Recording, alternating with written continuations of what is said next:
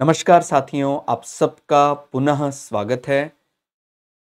तो आज की इस क्लास में अगेन हम लोग विज्ञान, सामान्य विज्ञान के कुछ क्वेश्चन डिस्कस करेंगे और कहने को आपको मैं स्क्रीन पर 30 क्वेश्चन कवर करेंगे, लेकिन ये 30 क्वेश्चन ना समझे, इसमें हम हर वो डिटेल जो आपको स्क्रीन पर इनके ऑप्शन में भी दिखाई देगी, उसके बारे में भी अच्छे से जानेंगे। तो कहने को 30 है, बाकी ये 60-70 से ज्यादा क्वेश्चन आपको कवर करेगा। और सिलेक्शन में देखिए, बिल्कुल हम कहते हैं मेरा इंग्लिश मीडियम है, मेरा हिंदी मीडियम है, बाकी माध्यम मायने नहीं रखता है, मेहनत मायने रखता है। जिसने मेहनत ही नहीं किया है वो बात पर अपना मीडियम को जिम्मेदार ठहराने लग जाता है कि मेरा हिंदी मीडियम था, मेरा इंग्लिश मीडियम था, इसीलिए मुझे मेरा सिलेक्शन नहीं हुआ। इस प्रकार के टूल्स का आप हेल्प ना लें, आप मेहनत करें और सेलेक्ट हों। अभी जैसे स्क्रीन पर हमने आज, जैसे कुछ क्लासों में हमने बायलैंग्वेज भी इस्तेमाल किया था, कुछ में हमने केवल इंग्लिश इस्तेमाल किया था, अभी हम हिंदी भी इस्तेमाल कर रहे हैं। उसका कारण यही है कि कुछ बच्चे, हमने भी जैसे 10th तक मैंने साइंस हिंदी में पढ़ा, उसके बाद +1 +2 में इंग्लिश में पढ़ा, इंजीनियरिंग में सब कुछ इंग्लिश में था। तो एक फायदा ये हो जाता है बायलैंग्वेज वालों को कि वो जब पेपर अटेम्प्ट करता है तो कोई ऑप्शन कई दफा इंग्लिश में समझ में नहीं आ रहा होता, तो वो हिंदी देखकर भी उसकी हेल्प ले सकता है। तो आप कोई ऐसा स्टैम्प मत लगाएं कि मैं केवल इंग्लिश ऑप्शन ही देखूंगा, आप हिंदी ऑप्शन पर भी जरूर नजर डालें। मिसाल के तौर पर जैसे कोशिका या सेल का जो आउटर पार्ट है उसका क्या नाम होता है, कई बार हम भूल जाते हैं कि उसका नाम क्या है। यहां बहुत सरल हो जाता है कि भाई वो जैसे, या सेल के अंदर पाए जाने वाले लिक्विड को क्या कहते हैं, ये इंग्लिश में थोड़ा सा याद करना मुश्किल होता है, बट हिंदी में थोड़ा सरल हो जाता है। उसको क्या बोलते हैं, अ, जैसे कोशिका द्रव, और इंग्लिश में उसको बोलते हैं साइटोप्लाज्म। तो कई दफा ये आप समझ रहे, बायोलॉजी के कुछ शब्द ऐसे होते हैं जो हिंदी में आसान हो जाते हैं, या कुछ हिंदी मीडियम वालों के लिए इंग्लिश में सहूलियत मिल जाती है। तो मेरा कहने का मतलब ये है कि कोई इतना ज्यादा भी मीडियम को आधार ना बनाए अपने सिलेक्शन या रिजेक्शन में। आप बिल्कुल अपने मीडियम में ही पढ़ें, लेकिन आपको बेसिक इंफॉर्मेशन तो होना ही चाहिए। ठीक हो गया। शुरुआत करते हैं पहले क्वेश्चन पर। बाकी मैं आपको विश्वास दिलाता हूं कि आपको मेरी क्लास में मीडियम की बिल्कुल परेशानी नहीं होगी। ठीक हो गया। लेकिन हम किसी एक को हाईलाइट या दूसरे को डिम लाइट नहीं कर सकते, हमें दोनों को ही बराबर तवज्जो देना होगा। ठीक हो गया, चाहे हिंदी मीडियम हो चाहे इंग्लिश मीडियम हो। तो इस बार मैंने सारे ही क्वेश्चन स्क्रीन पर हिंदी पे लिखे हैं, लेकिन मेरा पूरा विश्वास है कि जो आप में से प्योर इंग्लिश मीडियम वाले भी हैं उनको भी जरा भी दिक्कत नहीं होगी। ठीक हो गया। सामान्य बोलचाल की भाषा है वो तो हम हिंदी में बोलते ही हैं, बाकी जो टेक्निकल टर्म होंगे उसको हम इंग्लिश में ट्रांसलेट कर लेंगे। पानी की सतह पर हल्के रखी गई एक लोहे की सुई उस पर क्यों तैरती है? ध्यान रखना, जब भी इस प्रकार का बात आएगा तो हमें कोई ऐसा सघनता की बात नहीं कहनी कि भाई सुई की सघनता माने डेंसिटी, पानी की डेंसिटी से कम है। ठीक हो गया। इस प्रकार का कोई ऑप्शन नहीं है। सुई अगर पानी में तैर रही है तो पृष्ठ तनाव के कारण, इसको इंग्लिश में बोलते हैं सरफेस टेंशन। अगर किसी पानी का सरफेस टेंशन ज्यादा होगा तो सुई पानी में एक प्रकार से अटक जाती है, माने ये सुई अटक गई है। तो जब तक हम उस पानी को ज्यादा हिलाएंगे डुलाएंगे नहीं, वो पानी में एक प्रकार से अटकी रहेगी, और ज्यादा उस पर लहरें आएंगी, हिलेगा तो सुई डूब जाएगी। तो वो कोई फ्लोटेशन नहीं है, वो कोई तैरना नहीं है, केवल अटक जाना है। और अटकने का कारण पृष्ठ तनाव, इंग्लिश में सरफेस टेंशन। इस वर्ड में ही डेफिनेशन छुपा हुआ है।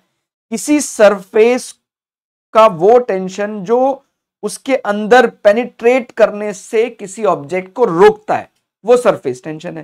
भाई सुई है, सुई आसानी से चली जाती यदि पानी में, तो पानी का सरफेस टेंशन कम था। अब सुई को ज्यादा मेहनत करनी पड़ रही है, हल्की सुई है, पानी में अटक गई है ऊपर, तो इसका मतलब पानी में सरफेस टेंशन ज्यादा है। और पानी के सरफेस टेंशन के लिए पानी में हम इंप्योरिटीज ऐड कर देंगे तो भी सरफेस टेंशन बढ़ जाएगा, और पानी को बहुत ठंडा कर देंगे तो भी पानी का सरफेस टेंशन हाई हो जाएगा। पर इस प्रकार के भी क्वेश्चन आ जाते हैं कि भाई गर्मियों में कपड़े धोना सरल होता है, ठंड में कपड़े धोने में ज्यादा मेहनत लगती है, या ठंड में हमें पानी को गर्म करना पड़ता है? क्योंकि पानी का सरफेस टेंशन जितना ज्यादा होगा, पानी उतना ही ज्यादा कम फैलेगा। समझ रहे हैं आप? कॉम्पैक्ट हो रहा है पानी, और कम फैलेगा पानी तो वो कपड़े पे लगेगा भी कम, और कपड़े पे लगेगा कम तो धुलाई भी, आप समझ रहे हैं। बहुत मतलब हर आपके मैं तो ये समझता हूं, ये कोई साइंस पढ़ने वाले बच्चे कोई मंगल ग्रह या चंद्र ग्रह से नहीं उतरे हैं, वो सब हमारे धरती में ही है। आप सामान्य घर की प्रक्रियाओं में भी यदि पार्टिसिपेट कर रहे हैं, अच्छे से इन्वॉल्व हो रहे हैं, तो भी आप आंसर देने में सक्षम है। और यदि हम ध्यान ही नहीं देते हैं, बस आंख बंद करके भाई चल रहा है पंखा, हमें क्या करना है, पंखे पे कौन सी विद्युत किस में कन्वर्ट हो रही है, हमें क्या करना है, तो फिर तो वो तो मनुष्य भी कहलाने के लिए लायक नहीं है, वो तो पशु समान ही हो गया। इसलिए हमें लॉजिक जो लगाता है वो जीवन सरल हो जाता है। कि भाई जब मैं ट्रेन से उतरना आया नहीं और वो कहता है कि सर मुझे हरियाणा एसएससी में मुझे बड़ा ऑफिसर पद दे दो, या एसएससी में मुझे एक्साइज इंस्पेक्टर बना दो, उसको ट्रेन से उतरना आता नहीं है, या कोई भी स्टेट लेवल एग्जाम में उसको बोलता है कि सर मुझे ऑफिसर बना दो, लेकिन उसको आज तक जड़त्व का सिद्धांत, लॉ ऑफ इनर्शिया समझ में नहीं आया है। मतलब ऑफिसर बनने के बाद वो ट्रेन से गिर रहा है, उसको ये सामान्य सा नियम समझ में नहीं आ रहा है। ठीक हो गया? इसलिए जो ये विज्ञान होता है ये जीवन को सरल बनाता है। ठीक हो गया? तो ये तो ऐसा तो हो मैंने जानना ही, हमने घर पे कपड़ा धोया, कपड़े को धोने के लिए नील का इस्तेमाल किया, सफेद कपड़े की चमक वापस लाने के लिए। ये भी विज्ञान लॉजिक बता रहा है इसका भी, कि जो कभी भी हमारे आसपास जब जैसे आप जानते हैं सल्फर डाइऑक्साइड, नाइट्रोजन डाइऑक्साइड है, तो वो एसिड बनाने लग जाता है, कपड़ों पर पीलापन चढ़ता है। इस प्रकार की कोई भी एसिडिक चीजें जब आती है तो उस पीलेपन की काट के लिए नीला रंग होता है, वो साइंस में हम पढ़ाते हैं। ठीक हो गया? कि येलो का सेकेंडरी कलर कौन सा है, सेकेंडरी कलर यानी जो नॉट सेकेंडरी कलर, येलो का कॉम्प्लीमेंट्री पूरक रंग कौन सा है, पीले का, तो पीले की काट करता है नीला, इसीलिए कपड़े का पीलापन हटाने के लिए हम नील डालेंगे। ठीक हो गया? आप ऐसा मत कर देना कि आप कपड़े के पीलापन हटाने के लिए आप उसमें हल्दी डाल दो। ठीक हो गया? पीलापन अगर हटाना है तो उसकी काट कौन करता है? नीला रंग। इसी प्रकार से जब कभी व्हाइट वॉश हो रहा है, शायद आपने देखा होगा, यह भी विज्ञान है। जो दीवार आप चाहते हैं एकदम सफेद रहे सालों साल, उस दीवार पर आपकी इच्छा है सफेद रहे, उसके बाद भी उसमें थोड़ा नीला रंग मिलाया जाता है, थोड़ा सा। आपने अगर देखा हो, ऑब्जर्व किया हो कभी, वही मैंने बोला ना, विज्ञान है तो आपको ऑब्जर्व करना ही चाहिए, लॉजिकल ब्रेन हमारा होना ही चाहिए। तो जब हम उसको ऑब्जर्व कर रहे हैं कि भाई इसने ये व्हाइट वॉश में नीला रंग क्यों डाला, क्योंकि कुछ दिनों के बाद दीवार पर पीलापन चढ़ेगा ही चढ़ेगा, अलग अलग प्रकार की गैसें एसिड में कन्वर्ट होंगी और उसको पीले रंग से ढकने का प्रयास करेंगे। लेकिन अगर उसमें पहले ही थोड़ा सा नीला रंग मिलाया होगा तो फिर वो फाइनली व्हाइट हो जाएगा। शुरुआत में जब आप दीवारों पे व्हाइट वॉश कराते हो, थोड़ा सा ब्लूइश दिखाई देती, नीली नीली हल्की हल्की दिखाई देती है, लेकिन कुछ दिनों के बाद वो प्योर व्हाइट कलर हो जाता है। आपको समझ में आया? नहीं तो क्या हो जाता, कुछ दिनों के बाद दीवारें ऐसी मटमैली सी येलोइश हो जाती। तो ये कितना बड़ा विज्ञान है जिसको हम इस्तेमाल कर रहे हैं। ठीक हो गया? तो ये पृष्ठ तनाव। और नेक्स्ट क्वेश्चन है, 1 किलोवाट घंटा किसके बराबर होता है? इसको kWh कह देते हैं। ठीक हो गया? किलोवाट आवर, ये ध्यान रखना है, ये एनर्जी को मापने का यूनिट होता है, किलोवाट आवर। और जब हम इसको जूल में कन्वर्ट करेंगे तो किलो का मतलब क्या होता है? याद रखना है, किलो का मतलब होता है 1000। किलो का मतलब हम में से मुझे लगता है शायद आधे से ज्यादा बच्चे इस बात को गलत डिकोड करते हैं। कहते हैं जी 1 किलो दूध दे दो। ये वैज्ञानिक या तकनीकी रूप से गलत वाक्य है। 1 किलो दूध नहीं, 1 किलो का मतलब तो होता है 1000। किलो कोई भार रिप्रेजेंट नहीं करता है, किलो नंबर रिप्रेजेंट करता है। याद रखना आपको, अगर मैं कहता हूं कि हमारे परिवार में एक फंक्शन था, 2.2 किलो मेहमान आए, तो ये तकनीकी रूप से सही है, लेकिन दिल है कि मानता नहीं। तो हमने कह रखा है, नहीं सर मैंने तो बस मैं दिल की सुनता हूं, मैं दिमाग की नहीं सुनता, मैंने दिमाग के सारे रास्ते बंद कर रखे हैं, लॉजिकल ब्रेन तो मैं कर ही नहीं सकता। तो आपको ध्यान रखना है, अगर हम इस प्रकार से वाक्य को नहीं डिकोड कर पाएंगे तो गलत हो जाएगा। 2.2 किलो मेहमान एकदम सही है। यदि शादी में 2200 मेहमान आए हैं तो मैं उसको कह सकता हूं कि 2.2 किलो, बिकॉज किलो कोई भार की इकाई थोड़ी है। ये तो हमने एक गलत अडेप्टेशन ले लिया है कि भाई सुन सुनकर शायद किलो का मतलब भारी होता है, इसलिए दिल की नहीं है तो दिमाग की सुननी पड़ेगी। आपने जैसे कभी सुना होगा, कोई आप वेबसाइट पर कोई फोटो लगाते हैं फेसबुक पर या इंस्टाग्राम पर, तो कहते हैं भाई 1 घंटे में उसको 1 किलो लाइक मिल गए या 1K लाइक मिल गए। के का मतलब किलो और के का मतलब है 1 घंटे में उसको 1000 लाइक मिल गए। तो अब आपको याद रहेगा, कहीं भी किलो लिखा है मींस 1000, तो वो कह रहा है किलो वाट आवर, तो किलो का मतलब 1000, आवर 1 घंटे में कितने सेकंड होते हैं 3600, तो 3600 सेकंड, इसको मल्टीप्लाई करेंगे तो ये आएगा 36 लाख वाट सेकंड। इसको आप जब कन्वर्ट करेंगे तो ये आएगा 3.6 mega joule. Mega means again, mega is the unit of number. Mega बोलते हैं ना, मेरा मोबाइल फोन कितना मेगापिक्सल है, जो मैंने आपको शुरुआत में ही बताया था। क्लास में 30 क्वेश्चन दिख रहे हैं आप लोगों को स्लाइड में, बट हम कम से कम 60 से 70 क्वेश्चन यहां, तो ये हमारी जो कन्वर्सेशन है ये बेमतलब नहीं है, इसमें हम और ज्यादा क्वेश्चन कवर कर रहे हैं। ठीक हो गया। तो जो मेगा है, मेगा पिक्सल, कहता जी मेरे मोबाइल फोन का मेगा पिक्सल 50 मेगा पिक्सल है। या हमारे घर में जो फीडर लगा, इलेक्ट्रिसिटी आ रही है, वो 10 मेगा वाट का फीडर लगा हुआ है, 5 मेगा वाट का लगा हुआ है। या थर्मल, सुपर थर्मल पानीपत जो है वो ऐसे 1367 मेगावाट बिजली उत्पन्न कर रहा है। इस प्रकार की जो बात है, mega, mega means what mega मतलब, मेगा एक नंबर है जिसका मतलब होता है 10⁻⁶। आप इसको अगर खोलेंगे तो क्या आएगा, ये माने ओपन करेंगे 10⁻⁶ को, तो ये 10 लाख आएगा। इकाई, दहाई, सैकड़ा, हजार, 10,000, लाख, 10 लाख। ठीक हो गया। तो मेगा मींस 10 लाख। तो मेगा एक सिंपल नंबर है, ये कोई माने कोई भार को या टाइम को या लेंथ को रिप्रेजेंट नहीं कर रहा, ये कहीं भी लगाया जा सकता है। ठीक हो गया। मैं बोल रहा हूं मेरे पास 1 मिलियन डॉलर है, ठीक है, मैं बोल रहा हूं, ठीक है, वही मैंने बोला है, ये केवल समझने के लिए है नहीं, केवल समझा रहा हूं। 1 मिलियन डॉलर है, तो ये जो करेंसी में मिलियन इस्तेमाल करते हैं, यही हम साइंस में मेगा बोलते हैं। ठीक हो गया। तो इसका मतलब क्या, अगर मैंने बोला 1 मिलियन डॉलर है तो 10⁶ डॉलर है, माने 10 लाख डॉलर है। तो आप इसको रुपीस में कन्वर्ट कर सकते हैं कि नहीं कर सकते हैं? ठीक हो गया, बिल्कुल कर सकते हैं। आप डॉलर का रेट लगभग जानते हैं, जैसे आज के समय अगर अभी देखेंगे तो लगभग 83 रुपए चल रहा है। एक यूएस डॉलर में 83 रुपीज चल रहे हैं। तो आपको जो फिर समझ में आएगा, 1 मिलियन डॉलर, ठीक हो गया, तो 10⁶ डॉलर, इसको फिर हम 83 से मल्टीप्लाई करेंगे तो ये आ जाएगा रुपीज में, आ जाएगा, रुपए में आ जाएगा।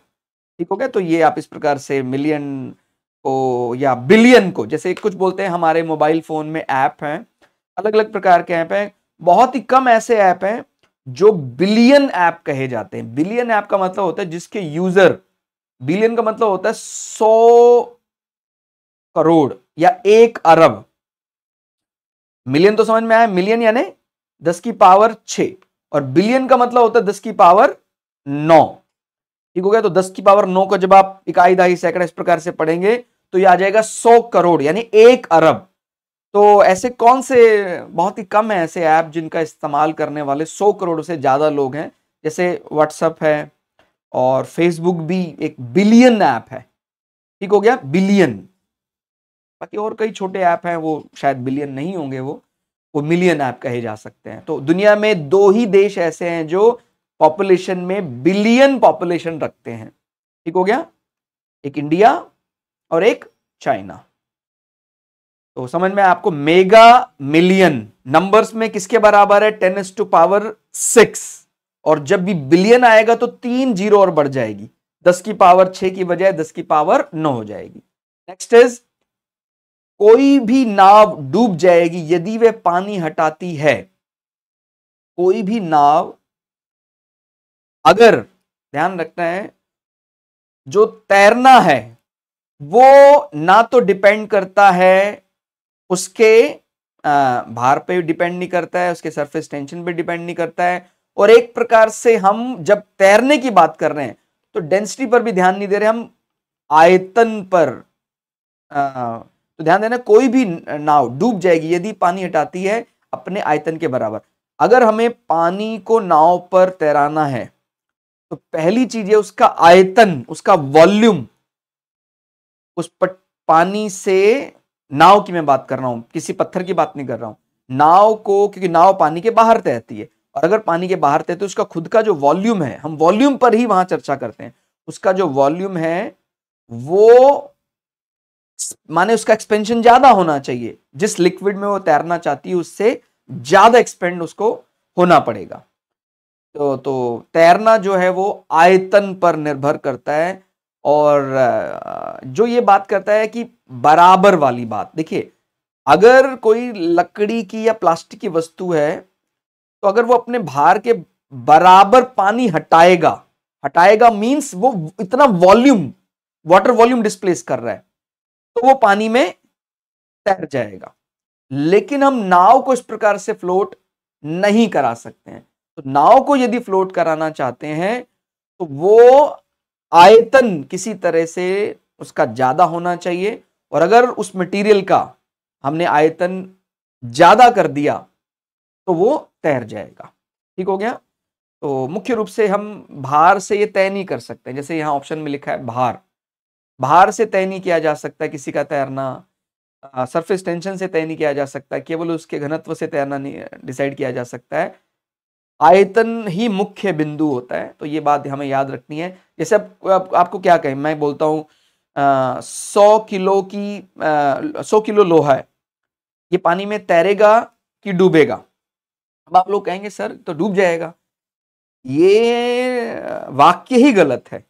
100 किलो लोहा यदि किसी तरह मैं उसको इतना ज्यादा उसका वॉल्यूम एक्सपेंड कर दूं, भाई बड़े बड़े क्रूज हैं, शिप हैं, उनमें भी हैवी मेटल इस्तेमाल करते हैं, बट उसका वॉल्यूम इतना ज्यादा एक्सपेंड कर देते हैं कि वो अपने द्वारा जो पानी हटा रहा है वो ज्यादा पानी हटाता है अपने भार से ज्यादा। ठीक हो गया। बट इसमें पानी हटाना किस पे डिपेंड कर रहा है? वॉल्यूम। तो जितना ज्यादा उसका वॉल्यूम होगा उतना ही उसके तैरने के चांसेस ज्यादा है। तो अगर कोई कह दे 100 किलो पानी 100 किलो लोहा पानी में तैरेगा कि डूबेगा, हम ये बात तभी समझ सकते हैं जब हम 100 किलो लोहे को कोई शेप देंगे। जैसे 100 किलो लोहे की कील बना दी आपने, वो तो डूबेगी।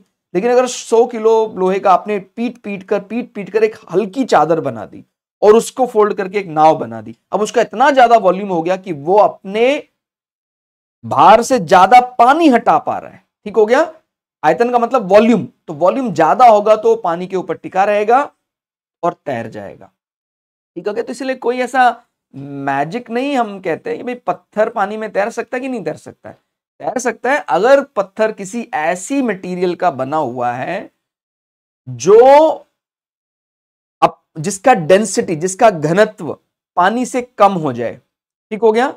अगर घनत्व कम होगा तो वो ज्यादा एक्सपेंड कर सकता है, अपना वॉल्यूम बढ़ा सकता है, और ज्यादा कांटेक्ट में आएगा पानी के तो वो पानी के ऊपर बना रहेगा। तो आपको बात याद रखनी है, मेनली जो कंसेप्ट है हम देखते हैं कि जितनी ज्यादा वॉल्यूम उतना ही ज्यादा वो सपोर्ट करेगा फ्लोट करने के लिए। ठीक हो गया। तो नाव के लिए हम मेनली क्या चुनते हैं? आयतन ज्यादा होना चाहिए, बराबर होने पर वो डूब जाता है। बाकी और भी कई चीजें जैसे कह रहे हैं भार बराबर होना, पृष्ठ तनाव, घनत्व, कई चीजें ऐसी हैं जो आपको ज्यादा डेंस लग सकती हैं, उसके बाद भी वो तैर सकती हैं। जैसे मैंने बोला ना, लोहा पानी में तैर सकता है।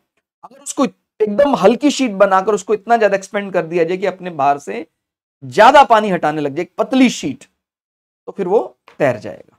ठीक हो गया। निर्वात में ऊष्मा विकिरण का वेग होता है। निर्वात मींस वैक्यूम में जो हीट रेडिएशंस हैं, अब जैसे अल्ट्रावायलेट हैं, एक्सरेज हैं, वो लाइट ही है एक प्रकार से, लेकिन वो ह्यूमन आई उसको विजिबल नहीं है। मानव की नेत्र तो आप जानते हैं केवल क्या देख सकता है? विबक्योर, ये वाली लाइट ही देख सकता है। ना वो इंफ्रारेड देख सकती मनुष्य की आंख, ना अल्ट्रा वायलेट देख सकती मनुष्य की आंख। याद रखना, मैं सीधे आंखों से देखने की बात कर रहा हूं कि आप में से कई अल्बर्ट आइंस्टीन भी होंगे जो इस पर क्वेश्चन रेज करेंगे, सर अल्ट्रा वायलेट तो मैंने देखा है या इंफ्रारेड तो मैंने देखा है। हम किसी गैजेट्स की मदद से देख रहे हैं, जैसे इंफ्रारेड हम हमारा मोबाइल फोन कैमरा देख सकता है इंफ्रारेड लाइट, लेकिन बिना किसी गैजेट्स के इस्तेमाल के हम विबग्योर के अलावा दूसरी लाइट नहीं देख सकते हैं। ठीक हो गया। तो ये लाइट भी अपने आप में जो एनर्जी पोजेस किए हुए हैं अलग अलग, जैसे एक्सरेज हैं और गामा रेडिएशंस हैं, तो कह रहा है कि इनकी चलने की गति भी प्रकाश के चलने के गति के बराबर होंगी। ठीक हो गया, निर्वात में। लेकिन अगर कोई बाधा आएगी, निर्वात मीन्स वैक्यूम यानी कुछ भी नहीं है, लेकिन अगर बीच में कोई ज्यादा वाटर आ जाए, कोई हैवी मटेरियल आ जाए, तो फिर उस हीट रेडिएशन को धीमा होना पड़ेगा, तो प्रकाश के वेग के बराबर। और प्रकाश का वेग कितना होता है? प्रकाश की रफ्तार होती है 3 लाख किलोमीटर पर सेकेंड। 3 लाख किलोमीटर पर सेकेंड हमारी इमेजिनेशन से भी परे है। ठीक हो गया, बहुत तेज है। यानी यहां से नई दिल्ली से लॉस एंजलिस एक तरफ 50,000 किलोमीटर, तो आना जाना 30,000 किलोमीटर। प्रकाश 1 सेकंड में लॉस एंजलिस 10 बार जाकर वापस आ जाएगा, इतनी तेज चलता है। ठीक हो गया। नेक्स्ट इज, पानी की किसी द्रव्यमान को 0 डिग्री से 100 डिग्री सेल्सियस तक गर्म करें तो उसके आयतन में, तो उसके वॉल्यूम में क्या चेंज आएगा? ठीक हो गया। यानी पानी का कुछ हमने अमाउंट लिया, ये द्रव्यमान माने उसका एक प्रकार से कुछ पानी लिया गया। ठीक हो गया, द्रव्यमान का मतलब बोलते हैं ना मास। तो अगर पानी लिया गया है, पानी को अब हम 0 से धीमे धीमे गर्म कर रहे हैं। हमने किसी उसमें पानी लिया और उसको धीमे धीमे गर्म करना शुरू किया, तो कहते क्या चेंज आएगा उसके वॉल्यूम में? कहते वो अनुक्रमिक वृद्धि होगी, अनुक्रमिक कमी आएगी, यानी उसका वॉल्यूम, ऑप्शन कह रहा है क्या बढ़ेगा, क्या घटेगा, बढ़ने के बाद घटेगा, घटने के बाद बढ़ेगा। हम में से ज्यादा तो लोग सोच रहे होंगे यार जब पानी को गर्म करेंगे तो पानी तो फैलेगा, और पानी फैलेगा मतलब वॉल्यूम बढ़ रहा है, आयतन बढ़ रहा है, बिकॉज गैस जो है वो वेपर्स में, माने कोई भी चीज वेपर्स में कन्वर्ट हो रही तो उसका वॉल्यूम ज्यादा होता है। लेकिन यहां ही पर एक प्रॉब्लम है, पानी जो है वो 0 डिग्री से जब 100 डिग्री ले जाया जाता है, एक बार 4 डिग्री जब उसका टेम्परेचर होगा तो उसकी डेंसिटी मैक्सिमम हो जाती है पानी की। पानी सबसे ज्यादा भारी होता है 4 डिग्री सेल्सियस पर, और जब कोई चीज सबसे ज्यादा भारी है तो उसका वॉल्यूम कम होगा और डेंसिटी मींस उसका घनत्व ज्यादा होगा। तो एक बार वॉल्यूम उसका घटेगा, उसके बाद फिर बढ़ेगा। तो अगर ऐसा कोई ऑप्शन आ जाए, पानी को हम 0 डिग्री से 100 डिग्री सेल्सियस गर्म कर रहे हैं तो वॉल्यूम घटने के बाद बढ़ेगा, ऑप्शन नंबर डी। मैं फिर क्लियर कर रहा हूं, आयतन मींस वॉल्यूम, वॉल्यूम घटने के बाद बढ़ेगा, क्योंकि 4 डिग्री पर पानी की डेंसिटी कम होती है। डेंसिटी को हिंदी में बोलते हैं घनत्व। तो जब कोई चीज घनत्व उसका बढ़ा रही है अपना, तो वो घनत्व बढ़ा रही है मतलब वो कम स्पेस में ही आए जा रही है। तो जितनी जगह में 0 डिग्री पानी आ रहा था, 4 डिग्री में वो और भी कम जगह लेता है। तो इससे एक क्वेश्चन और समझ में आता है, जो जमी हुई झील होती है, कभी कहें उस झील के अंदर का तापमान कितना होता है? 4 डिग्री सेल्सियस। ये ऊपर सारा क्या है? बर्फ। अब बर्फ जो है वो ऊष्मा का कुचालक होता है, वो हीट इंसुलेशन का काम करता है। तो और पानी सबसे ज्यादा भारी किस डिग्री पर होता है? 4 डिग्री सेल्सियस पर। तो झील के अंदर का तापमान 4 डिग्री बना रहता है, ऊपर जो माइनस में टेम्परेचर है वो अंदर की हीट को बाहर नहीं जाने दे रहा है। ये एक प्रकार से स्नो जो है वो इंसुलेशन का काम कर रहा है, इसलिए मछलियां जीवित रहती हैं। तो कभी क्वेश्चन ऐसा आ जाए, जमी हुई झील के अंदर का तापमान 4 डिग्री सेल्सियस और मछलियां आराम से जीवित रह जाती हैं। कहीं बाहर -20 डिग्री सेल्सियस हो और अंदर 4 डिग्री सेल्सियस है, तो आप समझ सकते हैं आपको ये 4 डिग्री सेल्सियस पानी भी फिर गर्म सा प्रतीत होगा। ऐसा लगेगा कि कंपैरेटिवली -20 और 4 डिग्री के हिसाब से 4 डिग्री तो काफी ज्यादा, मतलब आपको गुनगुना लग सकता है, गर्म लग सकता है। ठीक हो गया। तो ये समझना इसी कारण से तो भगवान ने बहुत अपने मूल सिद्धांत में भी भगवान ने बदलाव करने की इच्छा जताई जीवों की रक्षा के लिए, क्योंकि अगर ऐसा ना होता तो मछलियां सारी मर जाती। नॉर्मली हमने क्या पढ़ा था, सॉलिड कम जगह लेता है, लिक्विड ज्यादा लेता है और गैस सबसे ज्यादा जगह लेता है, सॉलिड लिक्विड गैस। लेकिन यह सिद्धांत फेल हो जाता है वाटर के केस में। वाटर के केस में सॉलिड उतना ही जो आपने पानी लिया है, अगर उसको सॉलिड में कन्वर्ट कर दिया तो जगह ज्यादा लेगा। लिक्विड में वो कंपैरेटिवली स्नो के कम जगह लेगा और गैस में फिर वो नॉर्मल बर्ताव करेगा, वो बढ़ जाएगा। ठीक हो गया। तो आपको ये बात समझ में आ गई। और पानी को 0 डिग्री सेल्सियस में भी पाया जा सकता है, मतलब कोई जरूरी नहीं है कि 0 डिग्री सेल्सियस होते ही पानी बर्फ में कन्वर्ट हो जाएगा। 0 डिग्री सेल्सियस एक ऐसा तापमान है जिस पर आपको बर्फ भी मिल सकती है और पानी भी, बिकॉज बर्फ का जो मेल्टिंग पॉइंट है यानी गलनांक वो 0 डिग्री है। माने अगर 0 डिग्री से जरा भी टेम्परेचर ज्यादा हो जाए तो बर्फ पिघल जाएगी, लेकिन 0 अगर आप स्टेबल कर दें किसी तरह तो वो टिका रहेगा। ऐसे ही पानी का वाटर का फ्रीजिंग पॉइंट भी 0 डिग्री सेल्सियस, यानी 0 डिग्री सेल्सियस से ठंडा करने पर थोड़ा सा भी ठंडा हो जाए, -0.01 भी आ जाए तो भी फिर वो फ्रीज होना शुरू हो जाता है। तो समझ में आया, बर्फ का गलनांक, पानी का हिमांक दोनों ही 0 डिग्री सेल्सियस है, तो गलती नहीं करनी है। क्लियर?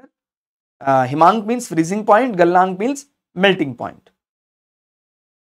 अब आता है तो आपको समझ में आया, ये क्वेश्चन घटने के बाद बढ़ेगा। सूर्य में ऊर्जा का निरंतर सर्जन किस कारण से होता है? भाई सूर्य में इतनी ज्यादा अमाउंट एनर्जी का कारण क्या है? उसमें अलग अलग ऑप्शन मिलेंगे आपको। नाभिक के संलयन, संलयन को बोलते हैं फ्यूजन, नाभिक के विखंडन यानी फिजन, और रेडियोएक्टिविटा या इसको विद्युत रेडियोएक्टिविटी, या इसको एक शब्द यहां लिखा हुआ है विद्धन भिक्ता, माने वो कोई ऐसी चीज है वायरलेस जो अपने आप ही एक्टिव है, तो इसलिए इसका नाम दिया था, मैडम क्यूरी ने नाम दिया था रेडियो एक्टिविटी। ठीक हो गया। और इसी प्रकार से कृत्रिम विद्धन विद्युत नाभिक, तो इस प्रकार से भी शब्द दिए हुए हैं।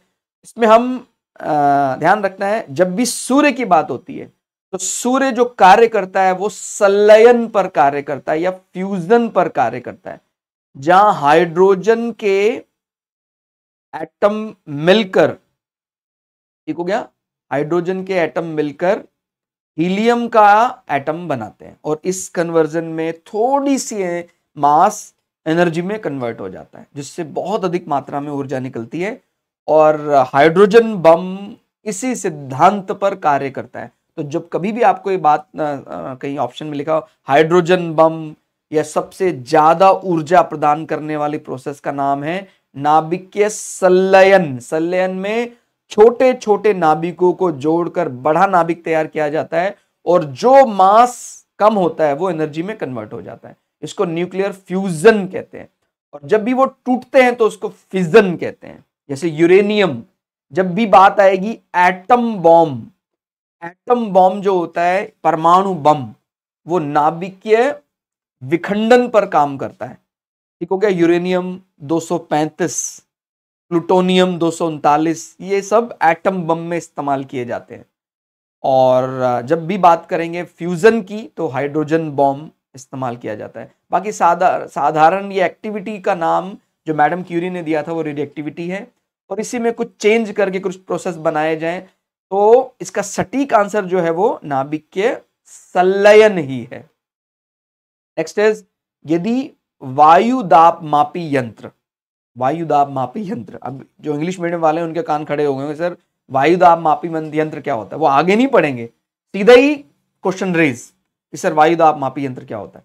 ब्रैकेट में क्या लिखा है? बैरोमीटर। और अगर हमें यही पता है कि बैरोमीटर एयर प्रेशर मापता है और एयर प्रेशर को वायु दाब बोलते हैं, तो भी हम सही बता सकते हैं। तो वायु दाब मापी, तो मैं उन लोगों के लिए ये बता रहा हूँ, कई दफा हमें ये समझ में नहीं आता है बैरोमीटर क्या काम करता है। तो यहां पर इसने सरल हिंदी भाषा में देखिए कितना सरल है, वायु दाब मापी, जो एयर प्रेशर मेजरिंग मशीन है उसका नाम है बैरोमीटर। क्लियर हो गया? इसलिए हिंदी में इंग्लिश मीडियम वाले ये बात जरूर ध्यान रखें, कभी ऐसे कोई चीज समझ में ना आ रही तो एक बार आप हिंदी में जरूर देखें, कुछ वर्ड ऐसे ट्रिगर कर जाएंगे आपको कि हाँ हाँ यार ये समझ में आ गया, इसकी मीनिंग क्लियर अपने को हो गई। ठीक हो गया? तो बैरोमीटर क्या मापता है? एयर प्रेशर, वायु दाब। तो इसकी रीडिंग कहते हैं अचानक से तेजी से गिरने लग जाए तो इसका क्या संकेत है? बैरोमीटर एक यू ट्यूब शेप आकार का होता है, मतलब इस प्रकार की आकार होती है इसमें, यू अल्फाबेट जैसा बना होता है ये, और यहाँ से क्लोज चैम्बर है, यहाँ से ओपन है, तो इसके अंदर स्केल लगा होता है, मेजरिंग स्केल, और इसमें क्या भरा होता है? मरकरी। ये भी क्वेश्चन आ सकता है कि बैरोमीटर में क्या भरा होता है? पारा, Hg इसका सिंबल होता है, केमिस्ट्री में पढ़ा होगा पारा, काफी ज्यादा हैवी मेटल में माना जाता है पारा, और ये एक ऐसी मेटल है जो रूम टेम्परेचर में भी लिक्विड स्टेट में रह सकती है, पारा। तो पारा ही क्यों भरा होता है? क्योंकि ये बिल्कुल भी एडेसिव नहीं होता है, ये बिल्कुल भी हमारे लिए चिपचिपा नहीं होता है, हाथ पे चिपकाए, मेटल में चिपकाए, चिपकेगा नहीं। इस प्रॉपर्टी का नाम होता है पारा बहुत ज्यादा कोहेसिव है, या मरकरी बहुत ज्यादा कोहेसिव है, एडेसिव नहीं। ठीक हो गया? आप देख भी सकते हैं, कभी कोई थर्मामीटर मिले, डिजिटल नहीं होना चाहिए, नॉर्मल थर्मामीटर होना चाहिए जिसमें मरकरी भरा हो। तो अगर उस थर्मामीटर को हम तोड़ कर देखेंगे तो उसके अंदर से जो पारा निकलेगा वो आपके हाथ पे चिपकेगा नहीं। आप उसको मिट्टी में गिरा दें, धूल में गिरा दें, वो फैल जाएगा, बट मिट्टी का एक भी कण पारे में चिपकेगा नहीं। ऐसा अजीब लिक्विड आपने शायद और दूसरा नहीं देखा होगा। तो पारा इसलिए हम बैरोमीटर में और भी कई मेजरिंग इंस्ट्रूमेंट में इस्तेमाल करते हैं, क्योंकि वो बिल्कुल भी एडेसिव नहीं है। एडेसिव यानी दूसरे मॉलिक्यूल या दूसरे किसी और मटेरियल पर जो चिपकने की प्रवृत्ति है वो एडेसिवनेस होता है। जैसे ऑयल है, फेविकोल है, कितना एडेसिव होता है, वो चिपक जाता है।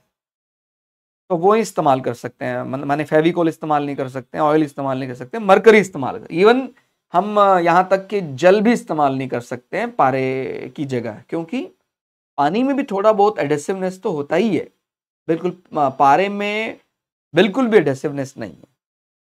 समझ में आए आपको ये बात? तो जब भी बैरोमीटर में अचानक रीडिंग नीचे गिरेगी, जो मैंने बताया था यूट्यूब शेप ऐसा आकार का होता है, तो अब हवा जब ज्यादा होंगी तो इसमें प्रेशर लगाएंगी और इसको ऊपर कर देंगी। अब अचानक से हवाएं, एयर प्रेशर घट गया है। एयर प्रेशर घटने का मतलब होता है अब हमारे एरिया में हवाएं कम हो गई हैं, तो दूसरे एरिया से हवाएं तेजी से आएंगी। हवाएं तेजी से आने का मतलब होता है अत्यधिक तूफानी मौसम। तो ये किस बात का इंडिकेशन है? अत्यधिक यानी स्ट्रॉम एंड हैवी स्ट्रॉम। तो अब ऐसी कोई भविष्यवाणी अगर मौसम विभाग ने की है तो इसका मतलब बैरोमीटर में पारा अचानक से नीचे गिर गया होगा। क्लियर हो गया? तो ये आपको ध्यान रखना है। नेक्स्ट इज आकाश नीला दिखाई देने का कारण। आकाश में नीला रंग क्यों बिखरता है? भाई सनलाइट में तो हमें व्हाइट लाइट दिख रहा था, आकाश में वो नहीं है कि भगवान ने कोई ऐसा व्हाइट वॉश किया है, ऐसा वो कोई कि नीला रंग आपके को अच्छा लगता है इसलिए हमने ऊपर पेंट कर दिया, ऐसा कुछ नहीं है। अब जो सनलाइट में से 7 अलग अलग लाइटें होती हैं, आप जानते हैं, इसमें यहाँ रेड, ये भी, तो वॉयलेट, इंडिको और ब्लू विब कलर, ये सबसे ज्यादा स्कैटर होता है, इसीलिए वो एक ब्लूइश हमें दिखाई देता है। हालांकि वो प्योर ब्लू कलर नहीं, उसमें वॉयलेट भी, इंडिगो भी और ब्लू भी है। इसलिए आकाश में सबसे ज्यादा स्कैटरिंग जिन रंगों की होगी, यानी बिखराव जिन रंगों का होगा, उसी रंग में आकाश दिखाई देगा। इसको हिंदी में बोलते हैं प्रकीर्ण। तो प्रकाश के प्रकीर्ण के कारण, हालांकि इसमें ऐसा भी लिखा वायुमंडलीय जलवाष्प यानी एटमॉस्फेयर के जो ड्रॉपलेट्स हैं उनके कारण हमें क्या नीला दिखाई देता है, नहीं, ये इनवैलिड है ये। और समुद्र जल का परावर्तन, उसकी माने कहते हैं क्योंकि समुद्र जल नीला है, उसका कुछ ऐसे रिफ्लेक्शन है क्या आकाश में? नहीं। समुद्र द्वारा नील तरंग दैर्घ्य का उत्सर्जन, ठीक हो गया? तो ये नीले रंग का जो तरंग दैर्घ्य है उसका उत्सर्जन कर रहा है सर। तो इसका जो वैलिड आंसर है वो है प्रकीर्ण। विब कलर, या देखो सबसे ज्यादा तो कौन सा रंग बिखरता है? वॉयलेट, उसके बाद इंडिगो, उसके बाद ब्लू। तो ये मैक्सिमम स्कैटर हो जाता है। स्कैटर होने यानी अगर सफेद लाइट हम तक भेजी जा रही है तो उसमें सबसे ज्यादा चांसेस हैं वायलेट के खत्म होने के, उसके बाद इंडिगो और उसके बाद ब्लू। और अगर धूल के कण बहुत ज्यादा होंगे वायुमंडल में, आपने देखा होगा जब सनलाइट को बहुत दूर से आना पड़ता है तो सनलाइट कैसी दिखती है, रेड। सनराइज और सनसेट के समय आपने देखा है ना, सन हमें रेड कलर का नजर आता है, बिकॉज भेज तो सारी लाइट रहा है वो, लेकिन क्योंकि उसको ज्यादा दूरी तय करनी पड़ रही है और उस समय एटमॉस्फेरिक स्कैटरिंग ज्यादा होती है, क्योंकि वायुमंडलीय सघन वायुमंडल का सामना करना पड़ता है। सर पर जब आ जाता है सूर्य तो इतना ज्यादा वायुमंडलीय, यानी ये एक होता है हॉरिजेंटल, एक होता है वर्टिकल। तो वर्टिकल जो स्कैटरिंग है उसमें डस्ट पार्टिकल कम होंगे, हॉरिजेंटल यानी लेटी रेखा जिसको बोलते हैं ना हॉरिजेंटल, उसमें स्कैटरिंग ज्यादा होगी। क्योंकि आप समझ रहे हैं ना, इस प्रकार से धरती में आप यहां हैं और सूर्य अभी उदय जस्ट होने ही वाला है, तो जब सूर्य भेजेगा तो ये हॉरिजेंटल स्कैटरिंग में वायुमंडल के कण जो हैं ज्यादा इन्वॉल्व होंगे। लेकिन जब सूर्य यहां आ गया है तो ये जो वर्टिकल है इसमें वायुमंडल का पार्टिसिपेशन कम होगा। तो इस कारण से सूर्य सनराइज और सनसेट के समय प्योर रेड या येलोइश दिखाई देता है, क्योंकि उसने वायलेट, इंडिगो, ब्लू और ग्रीन ये कलर खो दिए। स्कैटरिंग ज्यादा होगी तो आप वायलेट कलर, जिस प्रकार से आप विबक्योर पढ़ते हैं उस ऑर्डर को समझ जाइएगा। विबक्योर आपको याद है कि नहीं याद है? अच्छे से सबको याद कर लेना है। विबक्योर यानी इसको हिंदी में भी पढ़ते थे हम ऐसे, बैनी आ हा पी ना ला, 7 रंग। ऐसा मैं कोई फ्रेंच या जर्मन वाक्य नहीं बोल रहा हूं, ये इन्हीं के पहले पहले अक्षर जोड़ दिए, बैंगनी, जामुनी, नीला, हरा, पीला, ऑरेंज यानी नारंगी और लाल। तो इन रंगों का क्रम हमें याद रखना है और यह भी याद रखना है प्रिज्म जब इन रंगों को बांटेगा व्हाइट लाइट को, तो व्हाइट लाइट के लगभग सामने आएगा रेड, क्योंकि रेड सबसे कम अपने लाइन ऑफ साइट से डाइवर्ट होता है और वायलेट सबसे ज्यादा डाइवर्ट होगा। और वायलेट के बाद फिर आप बताइए कौन ज्यादा डाइवर्ट होगा, इंडिगो, फिर ब्लू। तो आप यदि किसी साइन बोर्ड में भी, मैंने ये भी कितना साइंस है, कह रहे सर मैंने लाल रंग का इस्तेमाल अपने पोस्टर में किया है क्योंकि मेरा दिली रंग है, मुझे दिल से बहुत अच्छा लगता है। कहते हैं भाई साइन बोर्ड में हम वहां दिल की बात नहीं कर रहे हैं कि भाई आपका दिल को लाल रंग अच्छा लगता है, आपके दिल को पीला रंग अच्छा लगता है। हम इसीलिए साइन बोर्ड में ज्यादा लाल, पीला या नारंगी रंगों का इस्तेमाल कर रहे हैं क्योंकि इनकी स्कैटरिंग कम होती है, और क्योंकि स्कैटरिंग कम होती है तो दूर से तुरंत नजर आ जाएगा साइन बोर्ड। पता लगा साइन बोर्ड सारे सारे हमने वायलेट कलर से पेंट किए, वो दिखाई नहीं देते हैं। समझ में आया आपको? तो ये तो मैंने ये तो साइंस लॉजिकल चीज के हिसाब से समझना है, इसमें कोई दिल है कि मानता नहीं है उसकी बात नहीं आती है। ठीक हो गया? और नेक्स्ट फिर हम आगे बढ़ते हैं। लैंप की बत्ती में तेल ऊपर चढ़ता है क्योंकि जब भी हम दिया, लालटेन इस प्रकार बात करते हैं तो उसमें रुई का इस्तेमाल करते हैं। रुई में छोटे छोटे कैपलरी ट्यूब्स होती हैं, हिंदी में इसको केश क्रिया भी कह देते हैं। ठीक हो गया? जैसे कोई पतला सा धागा कॉटन का आप पानी में डुबाएं तो पानी अपने आप ही कुछ ऊंचाई तक उसमें चढ़ जाता है, इसको बोलते हैं कैपलरी एक्शन, केश क्रिया। ये कैपलरी एक्शन बहुत काम आता है, मेडिकल में भी काम आता है, बच्चों को दवाई पिलाने के लिए आपने कभी देखा है? ये केमिस्ट्री लैब में देखा होगा, पीपेट सुना है? पीपेट वैसे इसको ऐसे इसमें दवाई में डिप करेंगे तो दवाई अपने आप ऊपर चली जाएगी।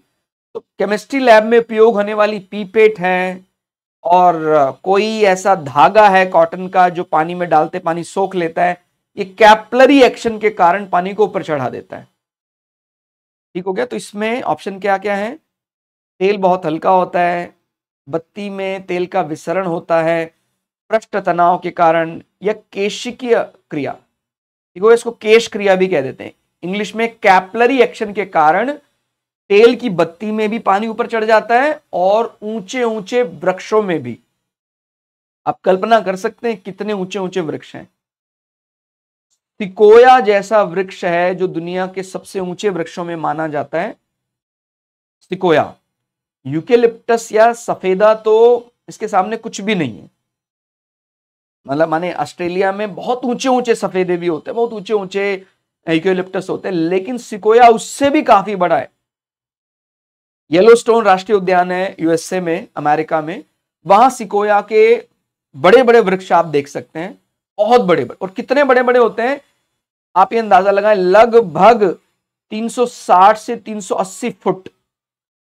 या ये आप ऐसा समझ सकते हैं, ये फुट तो शायद समझ में नहीं आ रहा होगा आपको, जैसे एक नॉर्मल फ्लोर 10 फुट का होता है, तो 40 मंजिल इमारत जितना वो ऊंचा हो सकता है सिकोया का वृक्ष। 40 फ्लोर जितना ऊंचा हो सकता है सिकोया का वृक्ष। आप समझ रहे हैं क्या बोलते हैं? 10 मंजिल इमारत, 20 मंजिल इमारत, 30 मंजिल इमारत, 40 मंजिल इमारत, और बिना किसी सबमर्सिबल, बिना किसी वाटर पंप के सिकोया जैसा वृक्ष भी कैपिलरी एक्शन की मदद से आखिरी पत्ते तक पानी पहुंचा देता है।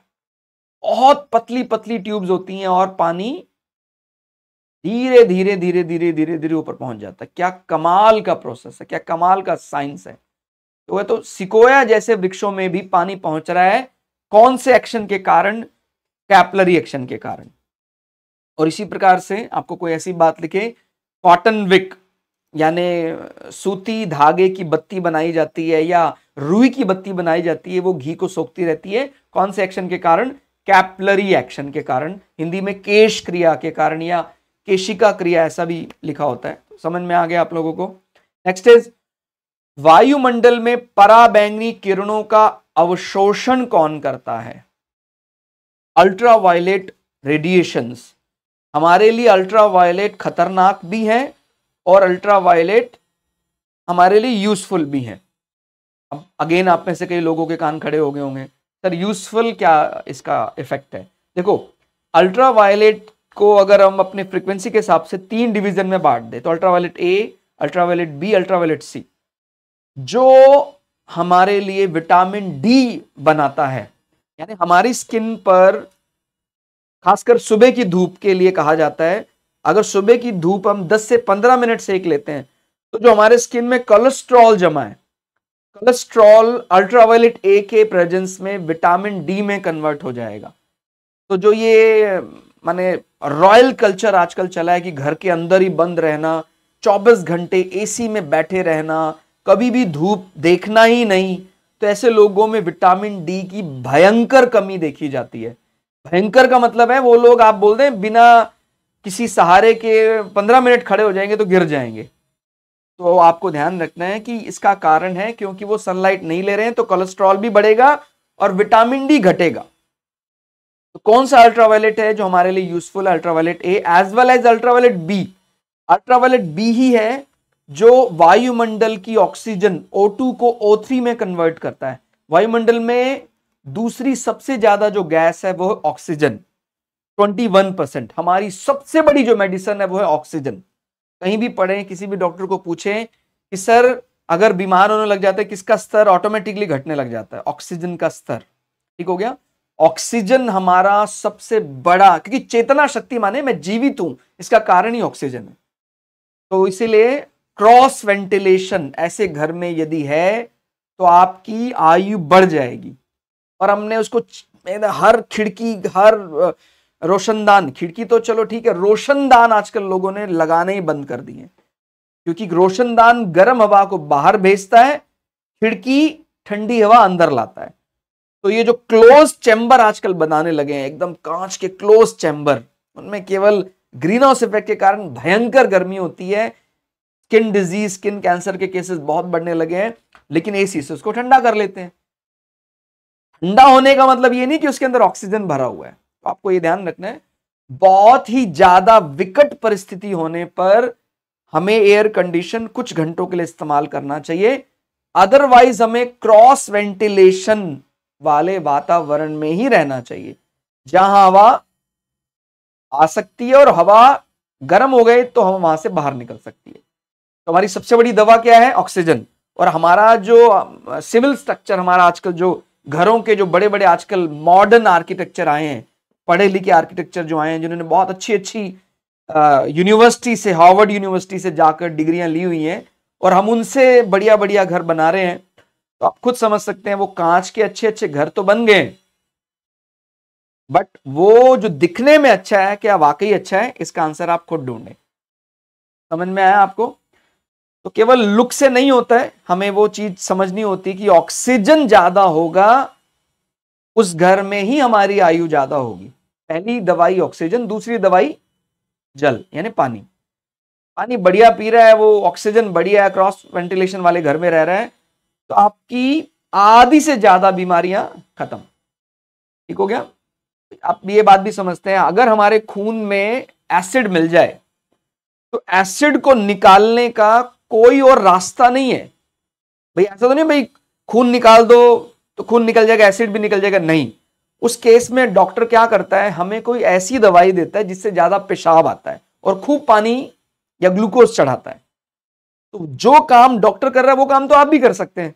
यदि हमारा ब्लड प्रेशर आज बहुत हाई हो गया, जैसे मैं अब कोल्ड ड्रिंक्स कंपनियों का नाम नहीं लूंगा, नहीं तो फिर वो मुझ पर केस कर देंगी, आप खुद समझ लेना कि अगर आप बहुत ज्यादा रूटीन में आपका ब्लड प्रेशर हाई हो रहा है और अपने बहुत ज्यादा ड्रिंक्स, कोल्ड ड्रिंक्स पी हैं, सॉफ्ट ड्रिंक्स पी हैं, तो उनका नेचर एसिडिक होता है, उनमें कार्बोनेटेड ड्रिंक्स कहा जाता है, उनमें कार्बोनेटेड एसिड होते हैं।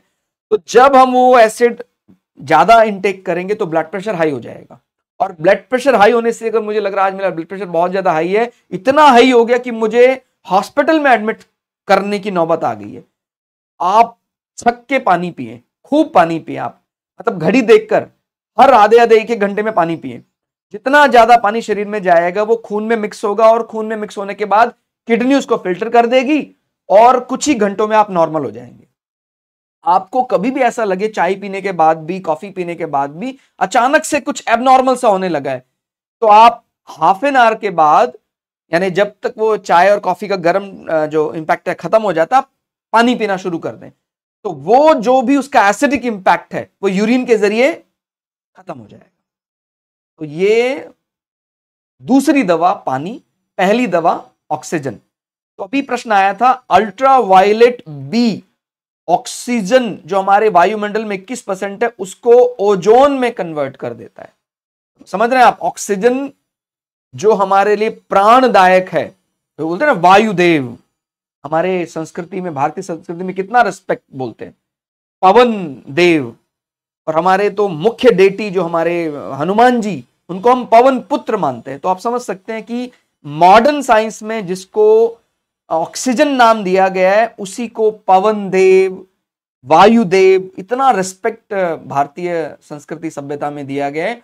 उसके बिना हमारा जीवन संभव नहीं है। याद रखना, हमारी शरीर में सबसे ज्यादा मात्रा में ऑक्सीजन प्रेजेंट है, 46%। गलती नहीं करनी है। ओवरऑल हमारे शरीर में सभी कंपाउंड, सभी एलिमेंट, अगर हम आइडेंटिकली उनको ऑब्जर्व करें तो सबसे ज्यादा ऑक्सीजन होगा, 46%। क्लियर हो गया?